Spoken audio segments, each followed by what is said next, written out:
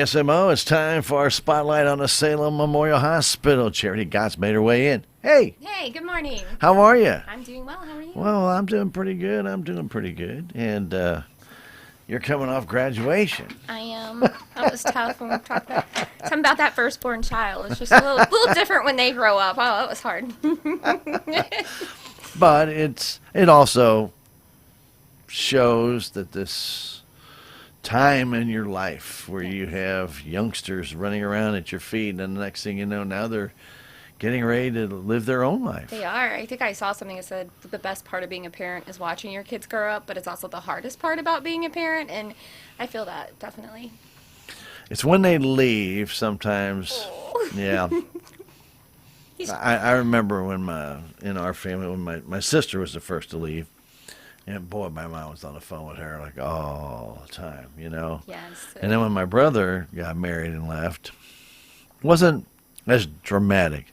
Obviously, one was a boy. Number two, he was the second one to leave. But Yeah. I think by the time I left, though, then the nest is empty. That's hard. Yeah. Yeah. I'm not looking forward to that at all. Well, that's still a few years away. It is a few years away. We had a nephew that stayed with us for a while, and he joined the Army back in September. And when he left, just one leaving made a big difference. Mm-hmm. And it just felt different. Now my oldest is on his way. So, Well, but very good. But anyway, well, congratulations. thank you. And it's a first for you. It was, yes, it was my first experience with that, but I was very proud of him. Well, besides your own, right? Yes, yeah. This is A little bit different. Completely. Few years back. But anyway, yeah, but there's that sense of pride. I was definitely very proud that he made it. The school is not his favorite thing. He's one of those live free, and so it definitely was a lot of work. And he promised me, Mom, I will graduate and I will do what I need to do to get there, and he did. And so he held to that. I was really happy, really proud. Well, as we were talking prior to coming on the air, certain things in your life you look back and there's those years that just seem like they're great years, and some years that maybe aren't so great, And then when you're 18, it's really a confusing time because all of a sudden we'll put it this way, your habit of going to school every year, you know what you're going to do, and you're going to be doing this, and you're going to be doing that, all of a sudden changes. Yes. And either you make that decision to go to work, maybe go back to school, maybe go to a trade school, maybe join military, whatever those choices are, we all know. All of a sudden, that comfort zone has been changed. Yes. We've all gone through it. Everyone has, yes. Right. And he's not sure. And I told him, I was like, I don't need you to have a full plan when you graduate. You're 18. No. That plan changes for a lot of people. 5 or 6 times. For sure. And so I was like, really, think about what you want to do. Like, there's time to go to college. There's time to join the military. And so that's kind of where he's at right now. He's thinking really seriously about it. So I'm proud of that too. He's deeply considering his options and trying to find where he fits and what he thinks will really make him happy. You know what? And some people think it's a big hurry to get it done. Yeah. There's no big hurry. That's what I was thinking. Take your time and make the decision that you think is going to be the best one. But weigh all your options. Yes. And talk to other people about it. Don't just sit there because you may not know all the options. Yes. Truly, because you're just not experienced in that, and get it from somebody who was there and see what their take is on it, or maybe what their input is on it. Maybe you might come away with a different point of view. I think it's hard because some people seem to have it all figured out. They're graduating high school, they know what they're doing and where they're. And I told them, like, hey, not everybody is the same though. So we're all made see if different. they still got it figured out 5 years from now. Right? Yeah, we'll see. How many times that can change, right? If you don't, it's okay. We understand. Well, I kind of thought I had mine figured out too, and then things like 4 months before I graduated just totally changed. Yeah. And then all of a sudden I had this opportunity, and I had this opportunity, and I had this opportunity. Which one do I take? Yeah. And which one's going to benefit me in the long run? And that's when they start talking about when the road you choose is the road you're on. Yes. A lot of times you see that fork in the road, and you got to make that choice. Which one are you going to go on, right? Yes. And like Yogi said, if you see a fork in the road, take it. Yeah. Sometimes you can't take all 3 choices. No. But, keep your options open. Life is always full of opportunity. You got that right. And Yes. it changes. And times change. Yes. And technology changes. Yes. And different things change. Governments change. It's just really weird. And things can open up, and all of a sudden you may find some avenue, something jumps out at you that just grabs your attention that you really want to be a part of, and that's fine too. Yep. You know, It is, absolutely. live your life to the fullest. That's what I say. All right. Be happy. Well, this had nothing to do with the hospital, but it does have something to do with charity. So anyway, Now you know a little about me. all right. Well, let's talk a little bit about swing bed. The hospital has really utilized the swing beds in the last year. Yes, definitely. And it really has helped out in a lot of it. But a swing bed's a key ingredient to the hospital to get people back ready to get back home. That transitional period of being admitted to the hospital and not quite ready to go home yet, right? Yeah, you kind of get that, like, you can't go home, but you can't stay here, kind of, like you're not physically healthy enough to return I think that's home. a country song. I think it is. It could be. I'm still in their lines. Yeah, so you're not physically ready to go home, but you don't really have an acute illness or something going on that qualifies you to stay in the hospital. So that's where Swing Bed is a wonderful program that we offer. I always say don't go home too early because I don't want you to end up right back here. And that's the key to going to swing bed Yes. and getting the proper care you need before being released to go home for good. Yes, because I understand. I would want to go home too. But I have seen situations where people are just so sad that I want to go home and they end up coming back because it was too soon. Your body just wasn't ready. It hadn't healed enough. There's a lot that, you can have pneumonia and it get you down so much, you're not getting up and moving like you should, you're not walking, and that swing bed would come into play to kind of rebuild your strength. Right. Get some respiratory therapy on board and just kind of help grow you back to get you back to your baseline where, we know it's 100% safe for you to go home now and you're going to be much more successful.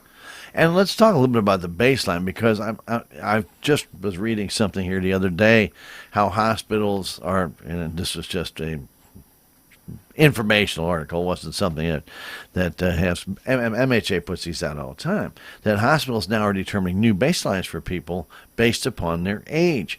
And a lot of times it just used to be, well, this was your baseline. Mm-hmm. Whether you were 35 or 55, this is your baseline. Yeah. Well, a lot of things happen in 20 years. Yes, they do. And a lot of times you may suffer an injury, you may get an accident, you may not be able to walk as well as you used to, you may not be able to run those marathons like you did when you were 25. Yeah. So your baseline changes, and what the hospitals are, at least what this article had referred to, is that hospitals are finding now they have to create a new baseline for you based upon what the knowledge they have of your past. So if you go to your normal family doctor, and let's just say you're going to Dr. Bland. We'll just say we go to Dr. Bland. And you've been going to Dr. Bland for 5 years. Well, she has a pretty good baseline. Mm-hmm. So that's going to be fairly modern. That's going to be pretty close. Yeah. But let's say you went to Dr. L, but you haven't seen Dr. L in 10 years. Mm-hmm. Now your baseline, and you're now 65. Yes. You may have a different baseline than you did when Dr. L saw you at 55. Yeah. And so they have to kind of sit down and recreate that baseline. How active are you?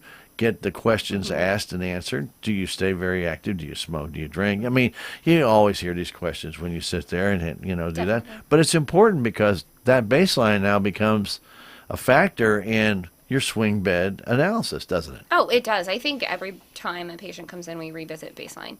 And that's just because, a lot of things can change very quickly for any individual. If maybe we saw you 3 months ago, and in that 3 months you've had an injury that has slowed you down or changed your baseline from that surgery. Previous visit. Yeah. And so every time it's important to talk to that patient about, so what were you doing before you got sick or before you got injured? What were your capabilities? And then our goals are to get you back to as close to that as possible. Could you take stairs? Were you, up cooking your own meals? Were you working in the garden? Mm-hmm. I've seen 90-year-olds who are working in the garden, and so it's okay, let's take a look at that and see what we can do here to help you get back to as close as possible to be able to do the things that you truly enjoy in life. And that's the key. Getting you back to what you can do that keeps you happy in life. Yes. Because that's what it's really all about. It's sending you home, and then just having you sedentary is not going to help. No, staying active, I fully believe, is what keeps you younger and healthy, and that's, for some people, that's, being 70 riding a bike Tarala every day. Well, and I see We people know, do. yeah. Yeah, I see You know, people and for do. other people, it is just that every day getting up, doing laundry, doing dishes, Their normal taking, routine. yeah, taking out the dog or, picking weeds or working in the garden. And that stuff alone is a significant change from getting sick and just sitting in a recliner or in a bed. The decline can occur quickly for anyone. It doesn't really, I mean, age makes a difference, but younger people, if you think about it, you break an arm, you're in a cast. Well, what's Sure. that arm look like in 6 weeks? A little skinny. A little skinny, yeah. And so you can imagine as you get older, that begins to affect the body much more significantly. Yeah, yeah. Especially if you don't use muscles, and the older you get, if you're toned and get hurt, you're going to be in much better shape to come back a little quicker. But the older you get, you probably aren't, like I said, running those marathons. If you are being still very active, that's great. Yes. Because that will help you heal a little bit quicker. But if you're not, and maybe you can't be. Yeah. We talk about it all the time. Some people have ankle injuries and knee problems, hip problems, to where you just can't be as mobile as you used to be. But it shouldn't prevent you from ever still being active. Yes. You may Having be a your little bit more level. limited, but Yes, you but you still have a level of activity. Exactly. I mean, I'm not going to be running a marathon either, so. Why not? You're still young I enough. saw a video of, I think, this woman, in her 90s that ran a marathon, and I was like, well, I feel bad about myself today, because bravo to her. Yeah, that's just, and nutrition is really big on the healing, especially as you get older. As you get older, your appetite tends to lessen, your ability or desire, to eat, or it's easier meals, things like that, which I totally understand. But that is another thing that we can focus on in the hospital, is making sure that our patients are getting the proper nutrition that they need to, heal faster. Right, and if people have questions about nutrition, Jason Edwards, the dietitian, we had Jason on last week, you can talk to your doctor about it, and Jason can set you up with a diet that will meet what your nutritional needs are, Yes. keeping you well hydrated at the same time because it is summer. Oh, yes. But also that meets your needs. A lot of people, when you get older, you start to lose a little bit of that taste.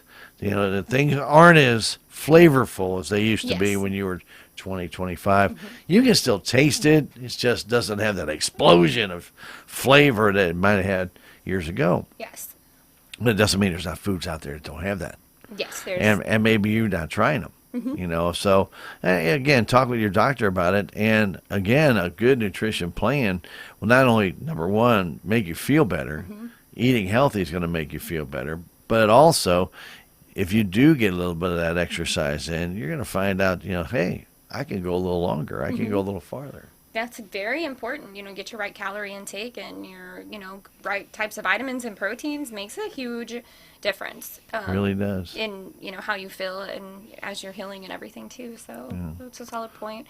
We also, in this being bad, there's a lot of things that we can do. The physical therapy, occupational therapy, medication management, and education. If you have a new disease process, like newly diagnosed diabetes, would just be an example, really educating a patient and their family on their disease process and how to manage that and take care of it and what to look for. That's really a strong, important part of it as well, because, okay, you have diabetes. Okay, we'll see you later. No, Yeah, we can't do that.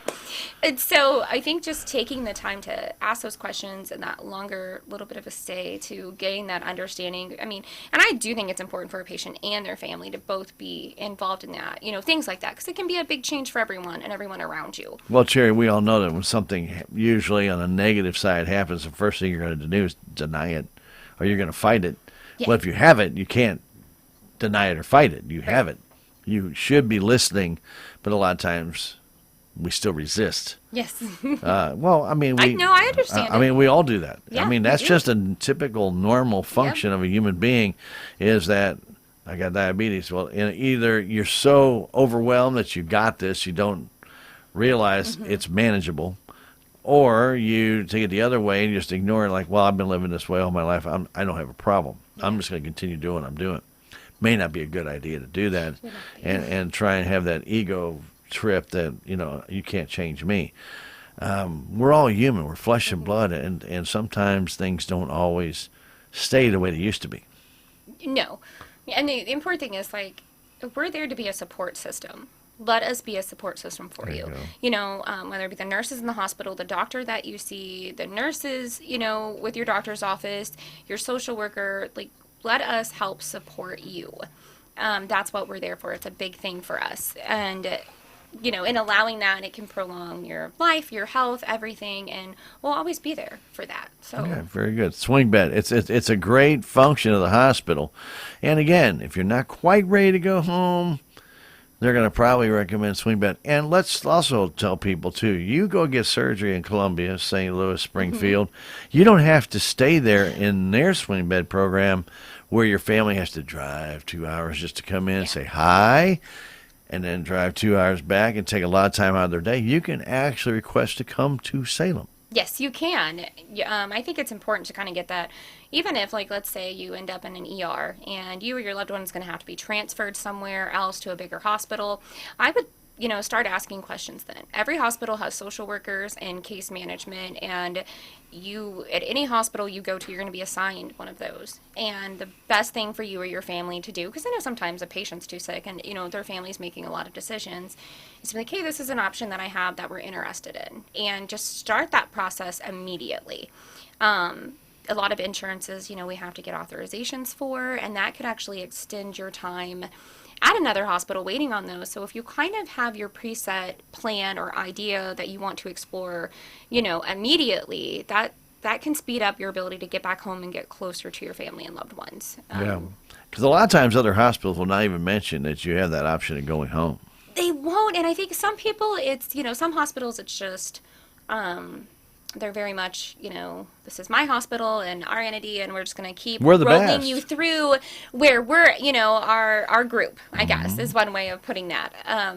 And some of them don't know, you know, we're Salem, Missouri, we're a little hospital far away, and it's really up to that case manager. So it's constantly being out there visiting and being like, hey, you know, we exist and we're here, and getting that education out, because some of them just, they don't know. They don't know what services we offer. Sure. I mean, one hospital alone has like 80 case managers, and that's 80 people that you could end up having in your care. And so that's where we've been working on our end, is trying to reach all those people and let them know, hey, we're here also, you know, to help get those patients back to us as well. I met with the hospital here a while back, and they were like, well, why would you send your patients here? Like, we're so far away. And so I had my little map and I pulled it out, and I'm like, because this is as close as it gets for some of these, you know, bigger life-threatening issues. And that was just such an eye-opening, you know, thing for them as to why it's so important to communicate with us and work with us, because, wow, we're 2 hours away and we're as good as it gets if, you know, you're having a stroke or a heart attack. And so on our end, it's providing that education to those hospitals, and then also providing it to the community in ways like this, so they know, hey, let's speed up this process and let you know you can ask for this. Let's talk a little bit about that, because I think people just assume that all hospitals, I mean, I think they go to a hospital that you guys are all in communication all the time. It's just wide open. There's as you're explaining right now, part of what your responsibilities are educating these other hospitals about Salem, but also about the lack of rural hospitals, especially in our area, because you start to go east, it gets thin. Very thin. Very thin, very quickly. Yes, we have some, you know, on this side of 19. On that side of 19, there's a big, long stretch. Yes. You've got Nothing. And you've got, and just, I think these people would be amazed the size of our hospital district. Yes. And how big it is. You go into a St. Louis hospital, and their hospital, they're not even tax supported, so most of those are not. They're all private. But if you look at the areas that they serve, their areas, I mean, simply are maybe 5 square miles that they're usually taking their patients from. Yeah, there's going to be some that come from outside that, don't get me wrong, but about 5 square miles, because you're going to find 3 hospitals in that 5 square miles. Right. And there'll be more of them outside there, because there's plenty of medical facilities in major cities. Yeah, tons. Then you get to the smaller cities. Let's just say a medium-sized city. You may have 2, maybe 3. Yep. You get to a small town, you may have, out of every 20 small towns, 1. One, yes. And I will say, making those maps and showing that to other hospitals, and like how I love pointing out the importance of our hospital. and showing like even with our hospital here, this is how far away this area is from healthcare, and just talking about like if we didn't have our hospital, how far would they be then, and like how far would we be, and just going through that even with people in the city, like they're very kind of captivated by that and kind of realize the importance of us being here. And then we're able to talk about, how do we keep going? What are the things that our, hospital brings in our programs that we have that keep us going and allow us to be here? And swing bed is, one of those things. Sure.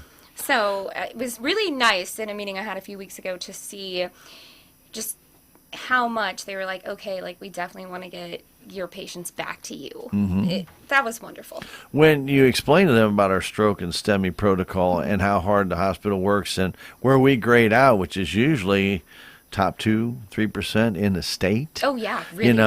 Are they kind of taken aback by that? Like, how the heck could you guys do that? And that's such a small hospital. I think the people who aren't so directly involved with it are, but everywhere I've went, you're meeting with other people who have to work closely with us through that program, because we have all these protocols that we have to meet, and then we have to get feedback from these hospitals. So the hospitals that are working, not the hospitals, the people within those hospitals that are working closely with us, they praise us on that. How wonderful of a job that we do for being a small area, a small hospital, and how just thorough and solid we are. And I think they always tell me like, oh yeah, Tabitha's great, Mike is wonderful. So that's kind of fun to hear, to get that feedback from these bigger entities that, good job, you're doing great. And we're lucky because they come down and share their education with us also. It's like Mercy South, they're great. They come in and do STEMI and stroke programs with us. Okay. So we're getting all the education here that they're getting in these, comprehensive stroke centers and, places like that. So we're blessed that they're willing to share all of that with us and work with us on that as well. And also, and Tabitha got started with this STEMI program long time ago. And I remember her bringing it to the board of directors years ago, and they were all like, how are we going to be able to get this accomplished? And she worked through it, and Jason then took it from there. I mean, we've had some great emergency department directors that have really pushed this and have continued that push to make sure that we excel at these areas, because we're really the last hope for anybody around. If you would have a stroke or you would have a heart attack in this area and you need emergency service with an ambulance, let's just say you're Highway 32 East somewhere, time is of the essence. Every second counts. You can't go to Raleigh. You can't go to Texas County. You can't go to Sullivan. You're not going to make it. But you understand. I mean, for sure. And this is the key, because we're talking about those areas that just moments ago, they have nothing else. No. You go east, there's nothing. Yep. And if you have to take that 25-mile trip by ambulance and get them here just to stabilize them, that's a long way to go, but that's the closest. Yes. And when you can do the job that the Salem Hospital has been, I mean, they have been, I don't know if they give awards for it, but I know that they have. I read in Missouri Hospital Association where they were one of the top small hospitals in stroke and STEMI protocol in the state. Yeah. And you're thinking, you never hear this stuff. Well, I guess it's not. I guess everyday conversation is not something you normally talk about. But when you have a stroke, or you have somebody, a loved one has a stroke or have a heart attack, you definitely want to know if somebody can stabilize them. Yeah. And get them to the next destination. And the turnaround time at Salem is incredible. Yes, it is. It really is. And I think a big part of what we've been, coming into this role is, it seems strange to people, but it's our responsibility as a hospital to talk about those things and spread that word and make sure that our community and our people hear about it and they know about it. This is what we're doing. We are good at it, and just really educating them. And it's easy to, I think it's great to work with a lot of people that don't like to brag on themselves. I think that's a wonderful thing. I'm not good at it myself. Yeah. It kind of makes me uncomfortable because I don't want to, feel like, oh, everyone's got a big head, but doing it to the point where your community can have that faith in you and understand how hard you're working, because we're not doing it for us. We are doing it for the people in this community.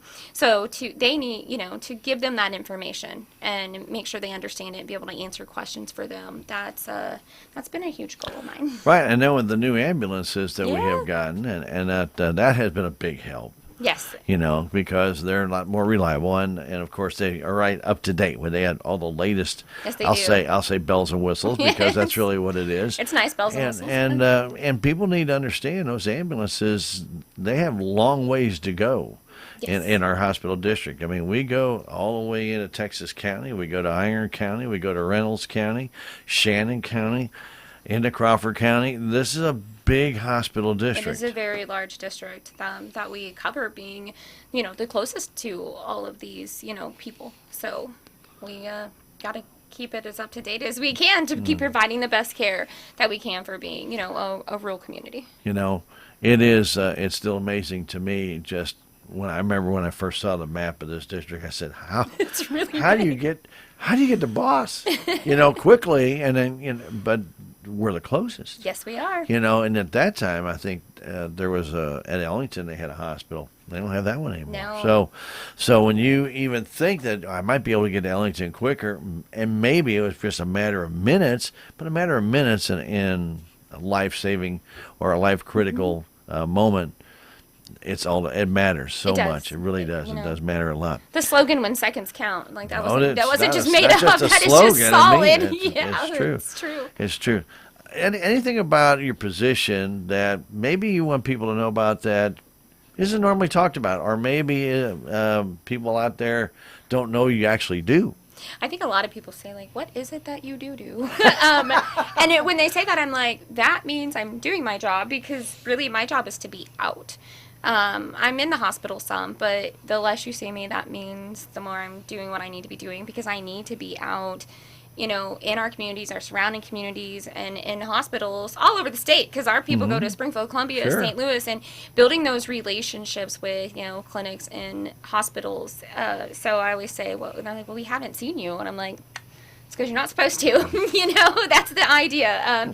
I saw you at an event. That's where I should be. There you go. And so that's important. I think a lot, I love to call out and just check up on people that maybe have been transferred to another hospital or that were in our ER, and just make sure that they're doing okay. That's one of my favorite things to do, because, I don't know, people are my favorite thing, and that patient, contact is something that I really enjoy. And so I do some of that every week. I'll call out and, check on some patients and stuff and make sure that they're doing well. And sometimes it's, you should probably go see your doctor, or, this is a service that I think would benefit you. Talk to your doctor about it. And I love hearing the stories where, like, hey, I am doing great. I'm feeling wonderful. That's, that's my favorite. You bet. Probably. So, in your conversation with other hospitals, obviously you get to know other people at different hospitals Yes. that you become friendly with, and you get accustomed to talking to them, because they know what you're going to ask, or they know the information you're going to need. Yes. It makes it easier on you when you do that. We all seen a lot of turnover in different hospitals, Oh, and, yeah. and have you encountered that into the people you're dealing with too? Yeah. Okay. Yeah, it's always, it's just, I have a list that of emails I keep, and email case managers every week. And just information about our hospital, and every week some of those emails come back and they're no longer there. So, that's a big email list that I keep, but so that turnover rate is really high everywhere.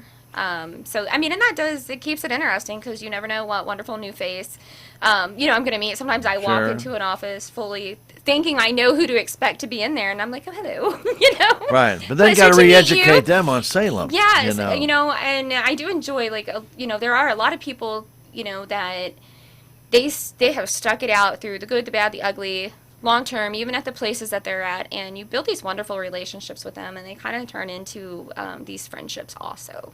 So it's really nice to be able to go in and, you talk business, but you also get to talk life, Sure. and you really get to, it really puts you in touch with people on a personal level also, which I think is very important in this line of work. Like, it's healthcare. You can't be all business all the time, because that means your compassion, is not there, and that's something that we absolutely have to have. And I'm just blessed that, I get to see that not just with patients, but with the people in these entities that I work with. Healthcare does not have to be serious all the time. And you're mentioning, yeah, there is a serious nature to it, but at the same time, there's got to be some levity. You got to be some fun. There's got to be that personal interaction Yes. that you're talking about, because we are just human beings, and it's Yes. not just. I always say when somebody's a doctor, they always just see them as a doctor. They don't see them as a person anymore. Or if it's a surgeon, they don't see him as a person anymore. Yes. They're just a surgeon. So every time you talk to somebody about them, all they do is they picture them in their surgical gowns or as a doctor with their doctor's jacket on. I said, if they see him on a golf course, they're out of place. But they get to live too. Yeah, yes. And I do think we're blessed with, some of the doctors in our area that they have a lot of that friendly personal relationships with their patients. And like my doctor, for instance, we talk, about kids graduating and going on, Sure. it's being, you're sharing a part of your life also. And I just think it makes you feel like a human being. It's very important. Yeah, and that's really part of what you do. When you're talking with these people, you're making those patients into people. Well, they should be. Yeah, well, I know, but I mean, but you know as well as I do, Yeah. some hospitals, they get very busy, Absolutely. and it's just a number. It's just a number. I don't ever want us to make someone feel like they're just a number. Like, we're a small community. We're blessed with some of the most compassionate souls here, within our hospital, within our community. And I think that closeness, is just, it's a wonderful thing to have, and to kind of be able to treat everyone like family and someone that you know. So I don't want anyone to ever feel like they're just a number. Great. Well, you do a great job. Thank and you. really thank you for taking the time to come in here when you're supposed to be somebody else or somewhere else. No, this is just as important, Stan. No, I know. We really appreciate it coming in, Charity. And I think people need to understand there is a lot of things that go on behind the scenes that don't ever see at the hospital. And one of those jobs is kind of what you're talking about. Now, Yeah. follow-ups, different things on what people don't see are just as important at the hospital as the things you do see. That is correct. Absolutely. And we thank you for all of your work that you do there, and Thank you. continue the good work. And I appreciate always it. feel free to stop in. We always talk about graduation or kids and And those special years that we've had. Yes, those good years. Those good years. Charity, thank you for coming in and Thank spending you for some time having with me, us. Stan. Our spotlight on the Salem Hospital with Charity Gott. Thank you, Charity. Thank you.